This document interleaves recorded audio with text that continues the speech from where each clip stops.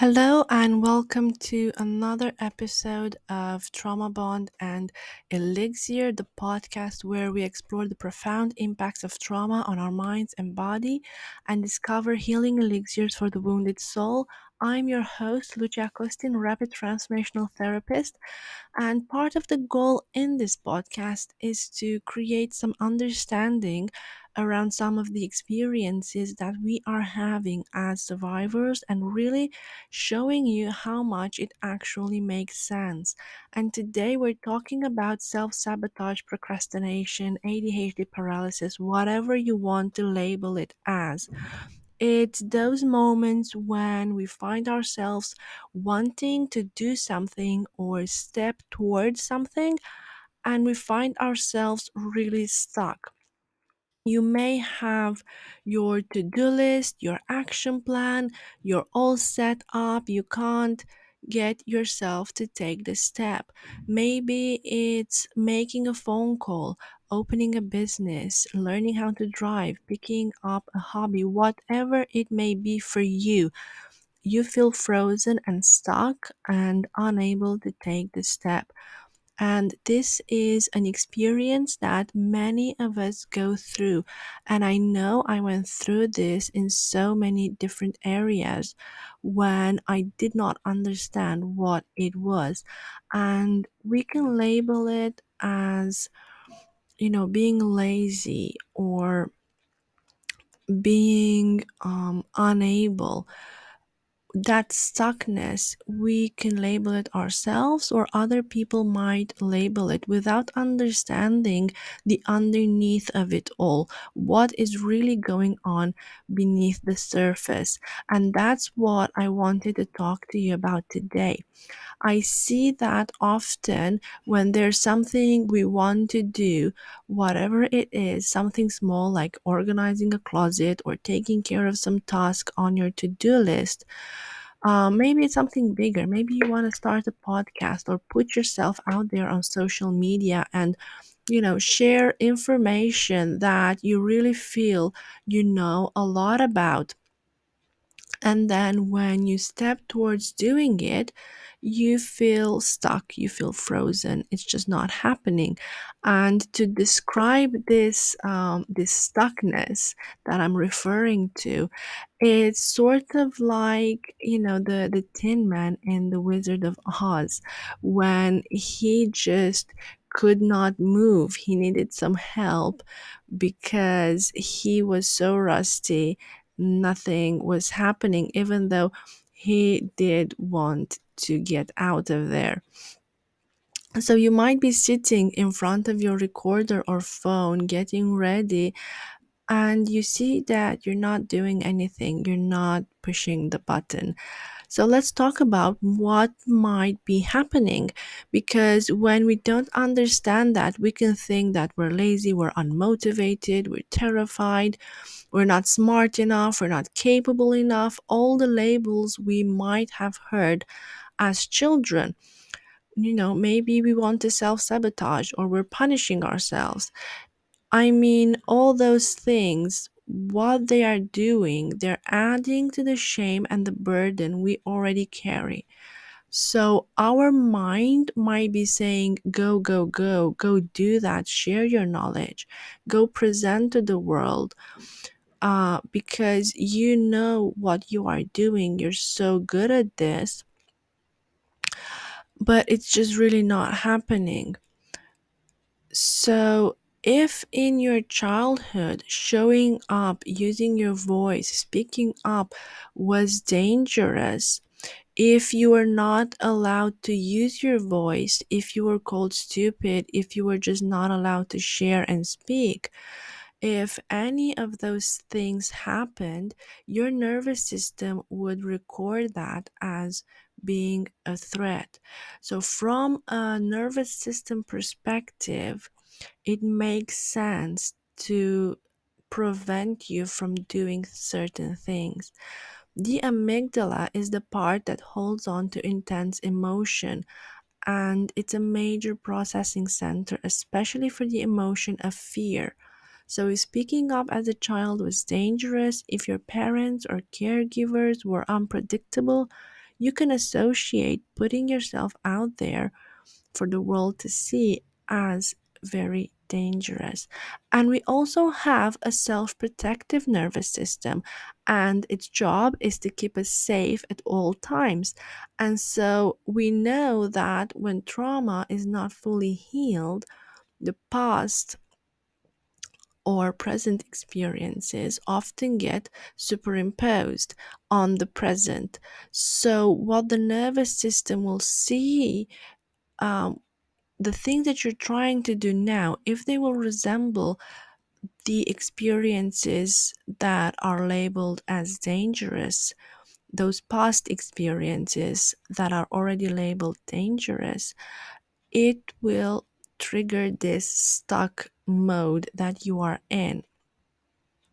So you might find yourself frozen, and it's actually the nervous system keeping you in a state of self-protection.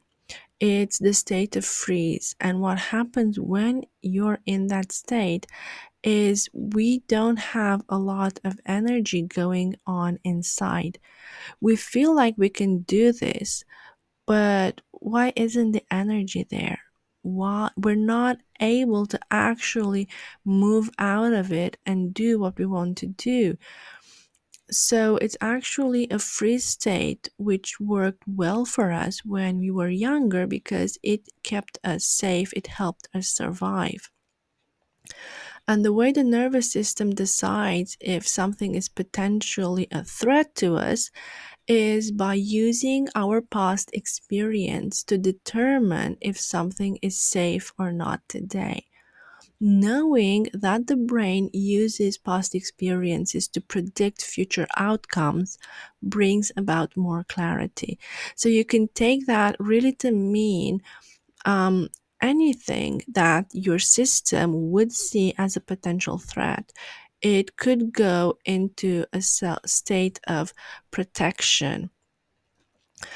When we understand that, it really is mind blowing when we see how things work and how the past experiences that were labeled dangerous are now influencing our future.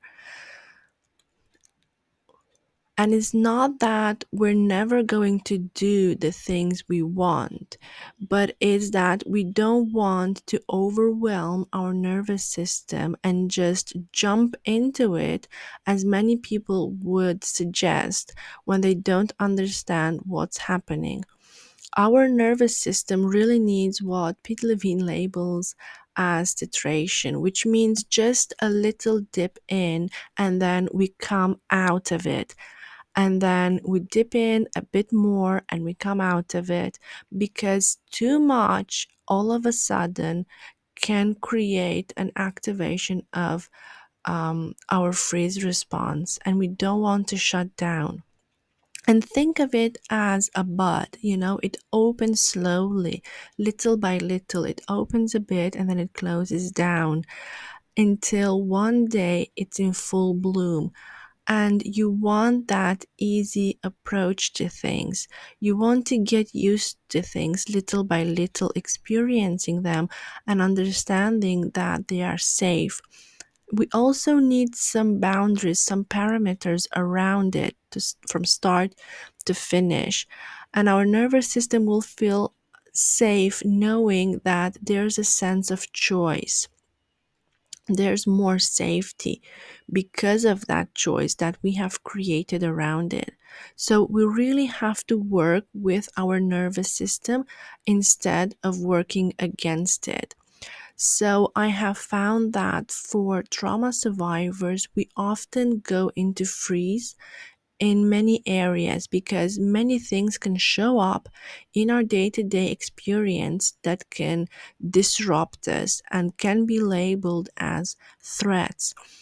And we have a nervous system that is designed to protect us and to look for potential threats and to keep us safe. So it's always working on your behalf.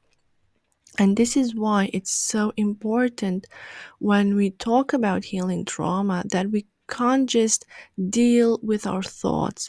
We know that if I just told myself to do it, if I push myself, if I remind myself that I'm capable, if I remind myself that I'm safe, if I affirm myself, it might help a bit, but I doubt that it would really help me implement the kind of change that I want.